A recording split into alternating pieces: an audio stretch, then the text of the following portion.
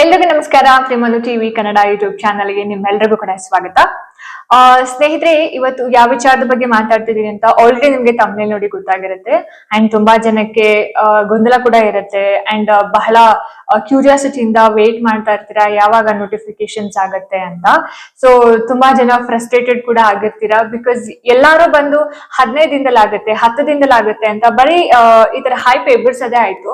But notifications ಮಾತ್ರ ಆಗ್ಲಿಲ್ಲ, ನೀವು ಮಾತ್ರ ವಿಡಿಯೋಸ್ ಮಾಡ್ಕೊಂಡು ವ್ಯೂಸ್ ತಗೋತೀರಾ ಅಂತ ನಿಮ್ಮ ಒಂದು ಫ್ರಸ್ಟ್ರೇಷನ್ ಎಲ್ಲ ಕಮೆಂಟ್ ಬಾಕ್ಸ್ ಅಲ್ಲಿ ಹಾಕಿರ್ತೀರಾ. ಬಟ್ ನಮ್ಗೆ ಅರ್ಥ ಆಗುತ್ತೆ ನಿಮ್ ಫ್ರಸ್ಟ್ರೇಷನ್ ಏನು ಅಂತ ಅರ್ಥ ಆಗುತ್ತೆ. ವರ್ಷಾನುಗಟ್ಲೆ ಶಿಕ್ಷಕರ ನೇಮಕಾತಿಗೋಸ್ಕರನೇ ವೇಟ್ ಮಾಡಿ, ಬಟ್ ಇವಾಗ ಡಿಲೇ ಆಗ್ತಾ ಇರೋದು ಎಷ್ಟು ಮಟ್ಟಿಗೆ ಒಂದು ಸಮಸ್ಯೆನ ಉಂಟು ಮಾಡ್ತಾ ಇದೆ ಅನ್ನೋದು ಡೆಫಿನೆಟ್ಲಿ ಅರ್ಥ ಆಗುತ್ತೆ. ಸೊ ಇಟ್ಸ್ ಓಕೆ, ನೋಟಿಫಿಕೇಶನ್ಸ್ ಆಗೇ ಆಗುತ್ತೆ. ಬಿಕಾಸ್ ಇವಾಗ ಎಲ್ಲಾ ಇಲಾಖೆಗಳಲ್ಲೂ ಕೂಡ ಒಂದೊಂದೇ ನೋಟಿಫಿಕೇಶನ್ಸ್ ನ ಬಿಡ್ತಾ ಇರೋದ್ರಿಂದ ಡೆಫಿನೆಟ್ಲಿ ಶಿಕ್ಷಣ ಇಲಾಖೆನಲ್ಲೂ ಕೂಡ ಟೀಚರ್ಸ್ ರಿಕ್ರೂಟ್ಮೆಂಟ್ ಅನ್ನ ಖಂಡಿತವಾಗ್ಲೂ ಕೂಡ ಮಾಡ್ಕೊಳ್ತಾರೆ. ಅಂಡ್ GPSTR ಆಗಿರ್ಬೋದು, HSTR ಆಗಿರ್ಬೋದು, PSTR ಎಲ್ಲಾ ಇಲಾಖೆಗಳನ್ನ ಕೂಡ ಭರ್ತಿ ಮಾಡ್ಕೊಳ್ತಾರೆ. ಸೊ ಇವಾಗ ತುಂಬಾ ಜನ ಕಷ್ಟಪಟ್ಟು ಓದ್ತಾ ಇದೀರಿ. ಸೊ ಇನ್ನ ಕೆಲವರು ಕೆಲ್ಸಕ್ಕೆ ಹೋಗಿ ಅಂದ್ರೆ ಸ್ಕೂಲ್ಗಳಲ್ಲಿ ಕೆಲಸ ಮಾಡ್ಕೊಂಡು ಕೂಡ ಓದ್ತಾ ಇದೀರಿ. ಮತ್ತೆ ಕೆಲವರು ಕೆಲಸ ಬಿಟ್ಟು ಓದ್ತಾ ಇರ್ತೀರಾ. ಇನ್ನ ಕೆಲವರಿಗೆ ಒಂದಷ್ಟು ಕನ್ಫ್ಯೂಷನ್ಸ್ ಇರುತ್ತೆ, ಹೇಗ್ ಓದ್ಬೇಕು, ಸಿಲೆಬಸ್ ನ ಯಾವ ರೀತಿ ಕವರ್ ಮಾಡ್ಕೊಳ್ಳೋದು, ಉಳಿದಿರುವಂತಹ ಟೈಮ್ ಗಳನ್ನ ನಾವು ಯಾವ ರೀತಿಯಾಗಿ ಮ್ಯಾನೇಜ್ ಮಾಡೋದು. ಸೊ ಈ ರೀತಿಯಾಗಿರ್ತಕ್ಕಂತಹ ಒಂದಷ್ಟು ಗೊಂದಲಗಳಿರುತ್ತೆ. ಸೊ ಇವತ್ತಿನ ವಿಡಿಯೋದಲ್ಲಿ ಪ್ರೌಢಶಾಲಾ ಶಿಕ್ಷಕರ ನೇಮಕಾತಿಗೆ ಸಂಬಂಧಪಟ್ಟ ಹಾಗೆ ಒಂದು ಸ್ಮಾರ್ಟ್ ಸ್ಟಡಿ ಟೈಮ್ ಟೇಬಲ್ ಅನ್ನು ತಗೊಂಡ್ ಬಂದಿದ್ದೀನಿ. ಡೆಫಿನೆಟ್ಲಿ ಎಸ್, ಎಲ್ಲರೂ ಕೂಡ ಹಾರ್ಡ್ ವರ್ಕ್ ಮಾಡ್ತಾ ಇರ್ತೀರಾ ಅಂತ. ಹಾರ್ಡ್ ವರ್ಕ್ ನ ಜೊತೆಗೆ ಒಂದು ಸ್ಮಾರ್ಟ್ ಪ್ಲಾನಿಂಗ್ ಕೂಡ ಇಂಪಾರ್ಟೆಂಟ್ ಆಗಿರುತ್ತೆ ಅಲ್ವಾ.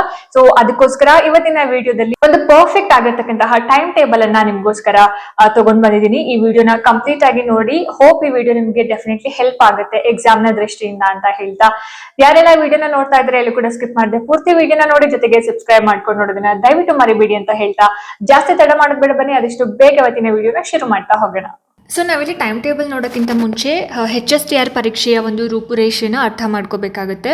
ಅಂದರೆ ನಮಗೆ ಸ್ಪಷ್ಟವಾಗಿ ಗೊತ್ತಿರಬೇಕು ಎಷ್ಟು ಪೇಪರ್ಸ್ ಇರುತ್ತೆ ಅಂತ. ಸೊ ಪತ್ರಿಕೆ 1, ಪತ್ರಿಕೆ 2 ಅಂತ. ಸಾಮಾನ್ಯ ಜ್ಞಾನ ಪತ್ರಿಕೆ 1 ಇರುತ್ತೆ ಆ್ಯಂಡ್ ನಮ್ಮ ಒಂದು ಸ್ಪೆಸಿಫಿಕ್ ಪೇಪರ್ 2ನೇ ಪೇಪರ್ ಆಗಿರುತ್ತೆ. ಓಕೆ, ಸೊ ಬಹಳ ಜನ ತಪ್ಪು ಮಾಡೋದೇನಪ್ಪ ಅಂತಂದರೆ ಅವ್ರಿಗೆ ಇಷ್ಟ ಆಗಿರೋಂಥ ಸಬ್ಜೆಕ್ಟನ್ನು ದಿನಪೂರ್ತಿ ಓದ್ತಾ ಕೂತ್ಕೊಂಡ್ಬಿಡ್ತಾರೆ, ಅದರಲ್ಲಿ ಪಕ್ಕ ಆಗಿರ್ತಾರೆ. ಕಷ್ಟ ಇರೋ ಸಬ್ಜೆಕ್ಟ್ಸ್ಗಳನ್ನ ಬಿಟ್ಬಿಡ್ತಾರೆ. ಆದರೆ ನಾವು ಎರಡಕ್ಕೂ ಈಕ್ವಲ್ ಇಂಪಾರ್ಟೆನ್ಸ್ ಅನ್ನು ಕೊಡಬೇಕು. ಸೊ ದಿನಕ್ಕೆ ಕನಿಷ್ಠ 6 ರಿಂದ 7 ಗಂಟೆಗಳ ಒಂದು ಕ್ವಾಲಿಟಿ ಸ್ಟಡಿ ನಮಗೆ ಇಂಪಾರ್ಟೆಂಟ್ ಆಗೇ ಬೇಕಾಗುತ್ತೆ. ನಾವು ಯಾವುದಾದ್ರೂ ಒಂದು ಕೆಲಸ ತಗೋಬೇಕು ಅಂತ ನಾವು ಹಠ ಹಿಡಿದು ಕೂತ್ಕೊಂಡಾಗ ಡೆಫಿನೆಟ್ಲಿ 6 to 7 hours ನಾವು ಓದಲಿಕ್ಕೆ ಕೂತ್ಕೊಳ್ಳೇಬೇಕಾಗತ್ತೆ. ಓಕೆ, ಸೊ ಇವಾಗ ನಾವು ನೋಡ್ತಾ ಹೋಗೋಣ. ಸೊ ನಿಮಗೋಸ್ಕರ ದಿನದ 24 ಗಂಟೆಗಳನ್ನು ಹೇಗೆ ಬಳಸ್ಕೊಳ್ಬಹುದು, ಅಥವಾ ವರ್ಕ್ ಅಂದರೆ ಶಾಲೆಗೆ ಹೋಗಿ ಕೆಲಸ ಮಾಡುವವರು ಇದನ್ನು ಸ್ವಲ್ಪ ಚೇಂಜಸ್ ಮಾಡ್ಕೋಬೋದು. ಆ್ಯಂಡ್ ಇದು ಸ್ಕೂಲ್ ಬಿಟ್ಟು ನಾನು ಕಂಪ್ಲೀಟಾಗಿ ಸ್ಟಡಿಗೆ ನಾನು ಟೈಮ್ ಕೊಡ್ತಾ ಇದ್ದೀನಿ ಅನ್ನೋರಿಗೆ ಈ ಒಂದು ಟೈಮ್ ಟೇಬಲ್ ಆಗಿರುತ್ತೆ. ಓಕೆ, ಸೊ ನಾವು ಟೈಮ್ ಟೇಬಲನ್ನು ನಾವು ಫಾಲೋ ಮಾಡಬೇಕು ಅಂತ ಅಂದಾಗ ನಾವು 3 ವಿಷಯಗಳನ್ನು 3 ರೂಲ್ಸ್ಗಳನ್ನ ಮರಿಬಾರ್ದು. ಒಂದು, ವೀಕ್ಲಿ ರಿವಿಷನ್. ವಾರ ಪೂರ್ತಿ ಓದಿದ್ದನ್ನು ಭಾನುವಾರ ಕಡ್ಡಾಯವಾಗಿ ನಾವು ರಿವಿಷನ್ ಮಾಡ್ಕೋಬೇಕಾಗುತ್ತೆ. ಆ್ಯಂಡ್ ರಿವಿಷನ್ ಇಲ್ಲ ಅಂತಂದರೆ ಡೆಫಿನೆಟ್ಲಿ ನೀವು ಏನು ಓದಿದ್ದೀರಾ ಅದು ಮರ್ತು ಹೋಗೋ ಚಾನ್ಸಸ್ ಇರುತ್ತೆ. ಆ್ಯಂಡ್ ರೂಲ್ ನಂಬರ್ 2 ಬಂದುಬಿಟ್ಟು ಓಲ್ಡ್ ಕ್ವೆಶನ್ ಪೇಪರ್ಸ್ ದಿನಕ್ಕೆ ಕನಿಷ್ಠ 30 ನಿಮಿಷ ಹಳೆ ಕ್ವೆಶನ್ ಪೇಪರ್ಸ್ಗಳನ್ನು ಬಿಡಿಸ್ಬೇಕು. ಇದರಿಂದ ಒಂದು ಪರೀಕ್ಷೆಯ ಪ್ಯಾಟ್ರನ್ ನಮಗೆ ಅರ್ಥ ಆಗ್ತಾ ಹೋಗುತ್ತೆ. Okay, and third one, health is wealth. ಸರಿಯಾದ ನಿದ್ರೆ ಮತ್ತು ಒಳ್ಳೊಳ್ಳೆ ಫುಡ್, ಕ್ವಾಲಿಟಿ ಫುಡ್ಗಳನ್ನು ತಗೊಳ್ಳೋದ್ರಿಂದ ಓದಿದ್ದನ್ನು ನೆನಪಲ್ಲಿ ಇಟ್ಕೊಳ್ಳೋದಕ್ಕೆ ಹೆಲ್ಪ್ ಮಾಡುತ್ತೆ. ಓಕೆ, ಸೊ ಹಾಗಾಗಿ ಈ 3 ರೂಲ್ಸನ್ನು ನೀವು ನೆನಪಲ್ಲಿ ಇಟ್ಕೋಬೇಕಾಗತ್ತೆ. ಸೊ ಇಲ್ಲಿ ನಾವು ನೋಡ್ತಾ ಇದ್ದೀವಿ, ನಿಮಗೋಸ್ಕರ ನಾನು ರೆಡಿ ಮಾಡ್ಕೊಂಬಂದಿರುವಂತಹ ಒಂದು ಟೈಮ್ ಟೇಬಲ್ ಇದಾಗಿರುತ್ತೆ. ಆ್ಯಂಡ್ ಇಲ್ಲಿ ನೋಡ್ತಾ ಇರ್ಬೋದು, ಸಮಯ ಬಂದುಬಿಟ್ಟು ಅರ್ಲಿ ಮಾರ್ನಿಂಗು 5:30 to 7:30. ಸೊ ಆವಾಗ ಏನಾಗುತ್ತೆ ಅಂತಂದರೆ ಮನಸ್ಸು ಪ್ರಶಾಂತವಾಗಿರುತ್ತೆ. ನಾವು ಏನೇ ಓದಿದ್ರೂ ಕೂಡ ಗ್ರಹಿಸ್ಕೊಳ್ತಕ್ಕಂತಹ ಒಂದು ಶಕ್ತಿ ಇರುತ್ತೆ, ಶಾರ್ಪ್ ಇರುತ್ತೆ ಬ್ರೈನ್. ಆ್ಯಂಡ್ ಮೋರ್ ಓವರ್ ಯಾವುದೇ ಒಂದು ಡಿಸ್ಟರ್ಬೆನ್ಸ್ ಇರಲ್ಲ ನಮಗೆ ಅಲ್ವಾ. ಸೊ ಜನರ ಓಡಾಟ ಆಗಿರಬಹುದು, ವೆಹಿಕಲ್ಸ್ನ ಸೌಂಡ್ ಆಗಿರ್ಬೋದು, ನಮಗೆ ಯಾವುದೇ ರೀತಿಯಂತಹ ಡಿಸ್ಟರ್ಬೆನ್ಸ್ ಇರಲ್ಲ. ಸೊ ಹಾಗಾಗಿ ಈ ಒಂದು ಟೈಮ್ನಲ್ಲಿ ನಾವು ನಿಮಗೆ ಕಷ್ಟ ಇರತಕ್ಕಂತಹ ಒಂದು ಸಬ್ಜೆಕ್ಟ್ಗಳನ್ನು ಓದ್ಕೋಬೇಕಾಗುತ್ತೆ. ಲೈಕ್ ಶೈಕ್ಷಣಿಕ ಮನೋವಿಜ್ಞಾನ ಆಗಿರ್ಬೋದು, ಮ್ಯಾಥಮೆಟಿಕ್ಸ್ ಆಗಿರ್ಬೋದು, ಇಂಗ್ಲೀಷ್ ಇಂಗ್ಲೀಷ್ ಆಗಿರ್ಬೋದು. ಸೊ ಈ ಥರ. ಸೊ ನೀವಿಲ್ಲಿ ಸಬ್ಜೆಕ್ಟ್ಗಳನ್ನು ನಿಮಗೆ ಯಾವುದು ಬೇಕೋ ಅದನ್ನು ಹಾಕೋಬೋದು. ಬಟ್ ನಾನಿಲ್ಲಿ ನೀಟಾಗಿ ಟೈಮ್ನ ನಾನು ಇಲ್ಲಿ ಯಾವ ರೀತಿ ಮ್ಯಾನೇಜ್ ಮಾಡೋದು ಅಂತ ತೋರಿಸ್ಕೊಡ್ತಾ ಇದ್ದೀನಿ. ಆ್ಯಂಡ್ ಇಲ್ಲಿ ಶೈಕ್ಷಣಿಕ ಮನೋವಿಜ್ಞಾನವನ್ನು ನೀವು ಓದ್ಬೋದು early morning 5:30 to 7:30. So 2 hour ನಿಮಗೆ ಇಲ್ಲಿ ಟೈಮ್ ಆಗುತ್ತೆ. Okay. And next 7:30 to 1 hour ನಿಮಗೆ ಬ್ರೇಕ್. ಅಂದರೆ ನೀವು ನಿಮ್ಮ ಮನಸ್ಸನ್ನು ಹಿಡಿತದಲ್ಲಿ ಇಟ್ಕೊಳ್ಳೋದಕ್ಕೆ, ಪ್ರಶಾಂತವಾಗಿ ಇಟ್ಕೊಳ್ಳೋದಕ್ಕೆ, ನಿಮ್ಮ ಆರೋಗ್ಯ ಕಾಪಾಡ್ಕೊಳ್ಳೋದಕ್ಕೆ ಯೋಗ ಮಾಡ್ತೀರಾ ಅಥವಾ ವಾಕಿಂಗ್ ಮಾಡ್ತೀರಾ, ಸೊ ಬ್ರೇಕ್ಫಾಸ್ಟ್ ತಿಂತೀರಾ.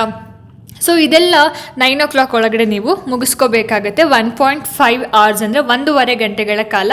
ಸೊ ಇದು ನಿಮಗೆ ಮೈಂಡ್ ರಿಫ್ರೆಶ್ ಮಾಡೋದಕ್ಕೆ ಬ್ರೇಕ್ ಟೈಮ್ ಆಗಿರುತ್ತೆ. ಓಕೆ. ಆ್ಯಂಡ್ ದೆನ್ 9 to 11:30 9 ಗಂಟೆಯಿಂದ 11:15 ತನಕ 2.5 ಗಂಟೆಗಳ ಕಾಲ ನಿಮ್ಮ ಒಂದು ಮೇನ್ ಸಬ್ಜೆಕ್ಟ್ ಸ್ಪೆಸಿಫಿಕ್ ಪೇಪರ್ ಏನಿರುತ್ತೆ, ಪೇಪರ್ 2ನೇ ಒಂದು ಪತ್ರಿಕೆ ಏನಿರುತ್ತಲ್ಲ, ಸೋಷಿಯಲ್ ಸ್ಟಡೀಸ್ ಆಗಿರ್ಬೋದು, ಕನ್ನಡ ಆಗಿರ್ಬೋದು, ಇಂಗ್ಲೀಷ್ ಆಗಿರ್ಬೋದು, ಹಾಗೆಯೇ ಗಣಿತ ಆಗಿರ್ಬೋದು, ವಿಜ್ಞಾನ ಆಗಿರ್ಬೋದು. ಸೊ ಈ ಥರ ನಿಮ್ಮ ಒಂದು ಸ್ಪೆಸಿಫಿಕ್ ಸಬ್ಜೆಕ್ಟಿಗೆ ನೀವು ಹೆಚ್ಚು ಪ್ರೆಷರನ್ನು ಕೊಡಬೇಕಾಗತ್ತೆ. ಆಯಿತಾ. ಸೊ ಆಳವಾದ ಅಧ್ಯಯನ ಮತ್ತು ನೋಟ್ಸನ್ನು ನೀವು ಮಾಡ್ಕೋಬೇಕಾಗತ್ತೆ 9 to 11:30. ಓಕೆ. ಸೊ ಇದು ಬಂದ್ಬಿಟ್ಟು ನಿಮ್ಮ ಒಂದು ನಿರ್ದಿಷ್ಟ ವಿಷಯಕ್ಕೆ ಸಂಬಂಧಪಟ್ಟ ಹಾಗೆ 2.5 ಗಂಟೆಗಳ ಕಾಲ ಟೈಮನ್ನು ಮೀಸಲಿಡಬೇಕಾಗುತ್ತೆ. ಆ್ಯಂಡ್ ನೆಕ್ಸ್ಟು ಬಂದ್ಬಿಟ್ಟು 11:30 to 2:30 ಅಂದರೆ ನಿಮಗೆ ಇಲ್ಲಿ 3 ಗಂಟೆಗಳ ಕಾಲ ಟೈಮ್ ಸಿಗುತ್ತೆ. ಓಕೆ. 3 ಗಂಟೆಗಳ ಕಾಲ ಟೈಮ್ ಸಿಗುತ್ತೆ. ಈ ಒಂದು ಟೈಮಲ್ಲಿ ಮಧ್ಯಾಹ್ನದ ಊಟ ಮತ್ತು ವಿಶ್ರಾಂತಿ, ಸ್ವಲ್ಪ ವಿಶ್ರಾಂತಿ ತಗೊಳ್ಳಿ, ಒಂದು ಸ್ವಲ್ಪ ಪವರ್ ನ್ಯಾಪ್ ಮಾಡಿ. ಸೊ ಈ ಟೈಮಲ್ಲಿ ನೀವು ಇದನ್ನು ಮಾಡಬೇಕಾಗುತ್ತೆ. ಓಕೆ. ಅಥವಾ 11:30 to 1:30 ತನಕ ನಾನು ಓದ್ತೀನಿ, ಆಮೇಲೆ 1:30 to 2:30 ತನಕ ನಾನು ವಿಶ್ರಾಂತಿ ತೊಗೊಳ್ಳೋದು ಅಥವಾ ಪವರ್ ನ್ಯಾಪ್ ಮಾಡೋದು, ಇಲ್ಲ ಅಂತಂದರೆ ಊಟ ಮಾಡೋದು, ಇದು ಕೂಡ ಆಗುತ್ತೆ. ಆಯಿತಾ. ಆ್ಯಂಡ್ ನೆಕ್ಸ್ಟ್ 2:30 to 4 o'clock ಅಂದರೆ 2:15 to 4 ಗಂಟೆ ತನಕ 1.5 ಗಂಟೆಗಳ ಕಾಲ ನಿಮಗೆ ಟೈಮ್ ಸಿಗುತ್ತೆ. ಸೊ ಈ ಟೈಮಲ್ಲಿ ನೀವೇನು ಮಾಡ್ತೀರಾ, ಸಾಮಾನ್ಯ ಜ್ಞಾನ ಆಗಿರ್ಬೋದು, ಪ್ರಚಲಿತ ಘಟನೆಗಳು, general knowledge and current affairs, mental ability. So mental ability ನಾನು ಆಮೇಲೆ ನಿಮಗೆ ಹೇಳ್ಕೊಡ್ತೀನಿ. ಮೆಂಟಲ್ ಎಬಿಲಿಟಿಯನ್ನು ಓದೋದಕ್ಕೂ ಕೂಡ ಒಂದು ಪರ್ಫೆಕ್ಟ್ ಟೈಮ್ ಅಂತ ಸೆಟ್ ಮಾಡ್ಕೋಬೇಕು. ಓಕೆ. ಸೊ ಇಲ್ಲಿ ನಾವು ಏನು ಮಾಡಬೇಕಾಗತ್ತೆ ಅಂತಂದರೆ ದಿನಪತ್ರಿಕೆಗಳನ್ನು ಓದೋದಾಗಿರ್ಬೋದು, ಹಾಗೆಯೇ ಹಿಸ್ಟ್ರಿ, ಎಕನಾಮಿಕ್ಸು, ಪೊಲಿಟಿಕಲ್ ಸೈನ್ಸು, ಭೌಗೋಳಿಕತೆ ಇತ್ಯಾದಿ ಈ ವಿಷಯಗಳನ್ನು ಇದರಲ್ಲಿ ಕವರ್ ಮಾಡ್ಕೋಬೇಕಾಗತ್ತೆ. ಓಕೆ. ಕರೆಂಟ್ ಅಫೇರ್ಸು, ಸಾಮಾನ್ಯ ಜ್ಞಾನ ಅಂತ ಬಂದಾಗ. ಆ್ಯಂಡ್ ನೆಕ್ಸ್ಟ್ ಇಲ್ಲಿ 4 to 5 o'clock 1 hour ಏನಿದೆ ಟೀ ಬ್ರೇಕ್ ಆಗಿರುತ್ತೆ ನಿಮಗೆ. ಟೀ ಬ್ರೇಕ್ ಅಥವಾ ನೀವು ರಿಲ್ಯಾಕ್ಸ್ ಮಾಡ್ಬೋದು ಸ್ನೇಹಿತರ ಜೊತೆ ಅಥವಾ ಕುಟುಂಬದವ್ರ ಜೊತೆ ನೀವು ಸಮಯ ಕಳೆಯೋದಕ್ಕೆ this is perfect time. Okay.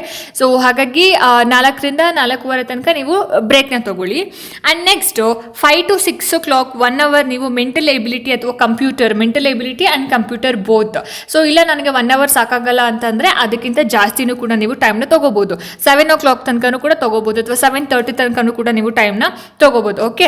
So ಇಲ್ಲಿ 2 hour ಅಥವಾ 5 ಗಂಟೆಯಿಂದ 7 ಗಂಟೆ ತನಕ ಕೂತ್ಕೊಂಡು ನಾನು ಮೆಂಟಲ್ ಎಬಿಲಿಟಿ ಆ್ಯಂಡ್ ಕಂಪ್ಯೂಟರ್ನ ಸಾಲ್ವ್ ಮಾಡ್ತೀನಿ ಅಂತ ಹೇಳಿದ್ರೆ ಸೊ ಇದು ಈಸಿ ಆಗುತ್ತೆ. ಸೊ ಮಧ್ಯಾಹ್ನ ಸಂಜೆ ಸುಸ್ತು ಅಂತ ಅನಿಸಿದಾಗ ಮ್ಯಾಥ್ಸು ಅಥವಾ ಮೆಂಟಲ್ ಎಬಿಲಿಟಿ ಲೆಕ್ಕ ಬಿಡಿಸೋದ್ರಿಂದ ನಿಮ್ಮ ಬ್ರೈನ್ ಸ್ವಲ್ಪ ಚುರುಕಾಗುತ್ತೆ. ಸೊ ಹಾಗಾಗಿ ಈ time perfect for mental ability. Okay. So ಹಾಗಾಗಿ ಅದರ ಜೊತೆಗೆ ನೀವು ಕಂಪ್ಯೂಟರನ್ನು ಕೂಡ ನೀವು ಸಾಲ್ವ್ ಮಾಡಬೇಕಾಗುತ್ತೆ. ಆ್ಯಂಡ್ ನೆಕ್ಸ್ಟು 8:30 to 9:30 1 ಗಂಟೆ ಏನಿರುತ್ತೆ ಅಲ್ಲ, ಅಥವಾ ಕೆಲವರು 10 o'clock ತನಕ ಓದೋರು ಇದ್ದೀರಾ.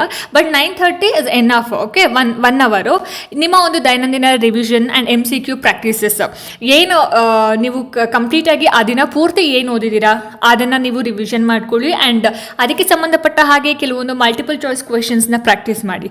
ಸೊ ಇಡೀ ದಿನ ಓದಿದ್ದನ್ನು ಸೂಪರ್ ಫಾಸ್ಟಾಗಿ ಕಣ್ಣಾಡಿಸೋದು ಮತ್ತು 20 to 30 ಹಳೆಯ ಕ್ವೆಶನ್ಸ್ಗಳನ್ನ ಸಾಲ್ವ್ ಮಾಡೋದು ಈ ಒಂದು ಟೈಮಲ್ಲಿ ಆಗುತ್ತೆ. ಅದಾದಮೇಲೆ ನಿಮಗೆ ಒಂದು 10ರಿಂದ 15 ನಿಮಿಷ ರಿಲ್ಯಾಕ್ಸ್ ಮಾಡಿ ನಿದ್ದೆಗೆ ಹೋಗಿ ಯಥಾ ಪ್ರಕಾರ ನೆಕ್ಸ್ಟ್ ಮಾರ್ನಿಂಗ್ 5:30 ಅಂದರೆ 5:15ಗೆ ಎದ್ದು ಫ್ರೆಶ್ ಅಪ್ ಆಗಿ 5:15ಇಂದ 5:30 ನೀವು ಓದೋದಕ್ಕೆ ಶುರು ಮಾಡಿದ್ರು ಕೂಡ ಡೆಫಿನೆಟ್ಲಿ 7 hours ಇಲ್ಲಿ ನೀವು ಆರಾಮಾಗಿ ಕವರ್ ಮಾಡ್ಬೋದು. ಓಕೆ. ಸೊ ನೀವು ಇಲ್ಲ ಇದಕ್ಕಿಂತ ನಮಗೆ ಜಾಸ್ತಿನೇ ನಮಗೆ ಕೇಪಬಿಲಿಟಿ ಇದೆ ಓದೋಕ್ಕೆ ಅಂತಂದರೆ well and good. Okay. So ಇದಿಷ್ಟು ಟೈಮ್ ಟೇಬಲ್ ನಿಮಗೆ HSTR ಪರೀಕ್ಷಾ ಸಿದ್ಧತೆಯ ಒಂದು ಟೈಮ್ ಟೇಬಲ್ ಆಗಿರುತ್ತೆ. ಸೊ ನೋಡಿದ್ರಲ್ಲ ಸ್ನೇಹಿತರೆ, ಈ ಒಂದು ಟೈಮ್ ಟೇಬಲ್ ಅನ್ನ ನೀವು ಇವತ್ತಿಂದನೇ ಅಳವಡಿಸ್ಕೊಳ್ಳೋದಕ್ಕೆ ಪ್ರಯತ್ನ ಮಾಡಿ. ಅಂಡ್ ಹೋಪ್ಫುಲಿ ಈ ವಿಡಿಯೋ ನಿಮ್ಗೆ ಇಷ್ಟ ಆಗಿದೆ, ಅನುಕೂಲ ಆಗಿದೆ ಅಂತ ಅನ್ಕೊಳ್ತಾ ಇದ್ದೀನಿ. ಸೊ ನಿಮಗೆ ಈ ಟೈಮ್ ಟೇಬಲ್ ಹೆಲ್ಪ್ ಆಗಿದೆ, ಹೆಲ್ಪ್ ಆಗಿಲ್ವಾ ಅನ್ನೋದನ್ನ ನನಗೆ ಕಾಮೆಂಟ್ ಸೆಕ್ಷನ್ ಅಲ್ಲಿ ತಿಳಿಸಿ. ಹಾಗೆ ನಿಮ್ಮ ಒಂದು ಸ್ಟಡಿ ಯಾವ ರೀತಿ ನಡೀತಾ ಇದೆ ಅನ್ನೋದನ್ನ ಕೂಡ ನನಗೆ ಕಾಮೆಂಟ್ ಸೆಕ್ಷನ್ ಅಲ್ಲಿ ತಿಳಿಸಿ. ಅಂಡ್ ಯಾರೆಲ್ಲ ಟೀಚರ್ಸ್ ರಿಕ್ರೂಟ್ಮೆಂಟ್ ಗೆ ಶಿಕ್ಷಕರಾಗಬೇಕು ಅಂತ ಓದ್ತಾ ಇದ್ದೀರಾ, ಎಲ್ರಿಗೂ ಆಲ್ ದ ವೆರಿ ಬೆಸ್ಟ್ ಅಂತ ಹೇಳ್ತಾ ಸಿಗೋಣ ಮುಂದಿನ ವಿಡಿಯೋದಲ್ಲಿ. ಅಲ್ಲಿ ತನಕ ಎಲ್ರಿಗೂ ನಮಸ್ಕಾರ.